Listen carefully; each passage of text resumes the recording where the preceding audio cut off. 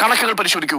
4 ദിവസം ശരാശരി 8 മണിക്കൂർ, അതായത് 480-500 മിനിറ്റ് പ്രവർത്തിക്കേണ്ട നമ്മളുടെ ലോക്സഭ കഴിഞ്ഞ തിങ്കളാഴ്ച പ്രവർത്തിച്ചത് കേവലം 6 മിനിറ്റാണ്. ബുധനാഴ്ച പ്രവർത്തിച്ചത് 16 മിനിറ്റാണ്. വ്യാഴാഴ്ച പ്രവർത്തിച്ചത് 14 മിനിറ്റാണ്. വെള്ളിയാഴ്ച 20 മിനിറ്റാണ്. മൊത്തം 56 മിനിറ്റ് മാത്രമാണ് കഴിഞ്ഞ 4 ദിവസങ്ങളിലായി നമ്മുടെ ലോക്സഭ പ്രവർത്തിച്ചത്. രാജ്യസഭ പ്രവർത്തിച്ചത് 33 മിനിറ്റ്, 13 മിനിറ്റ്, 16 മിനിറ്റ്, 12 മിനിറ്റ്. സഭയിൽ ചോദ്യോത്തരങ്ങളില്ല.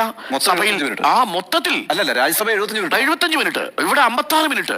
അപ്പോ വളരെ ഗുരുതരമായ വിഷയങ്ങൾ ചർച്ച ചെയ്യേണ്ട, രാജ്യം നിർണായകമായ ഘട്ടത്തിലൂടെ കടന്നു പോകുന്ന വിഷയങ്ങൾ ചർച്ച ചെയ്യേണ്ട പാർലമെന്റിൽ ആ വിഷയങ്ങളൊന്നും ചർച്ച ചെയ്യാതിരിക്കാൻ സ്ട്രാറ്റജിക്കലായ അടവ് സ്വീകരിക്കുന്നുണ്ടെങ്കിൽ അതിന്റെ പേര് ജനാധിപത്യ വിരുദ്ധത എന്നാണ്, പിടിവാശി എന്നാണ്. ഒരു കണക്കൂടി ഞാൻ പറയാം.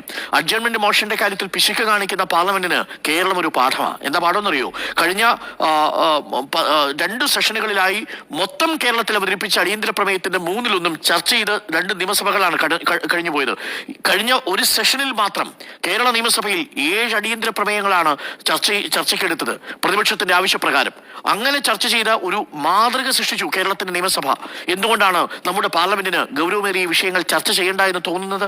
അതുകൊണ്ട് പിടിവാശി മാത്രമല്ല, ഭീരുത്വമാണ് എന്നതാണ് എന്റെ ടേക്ക്.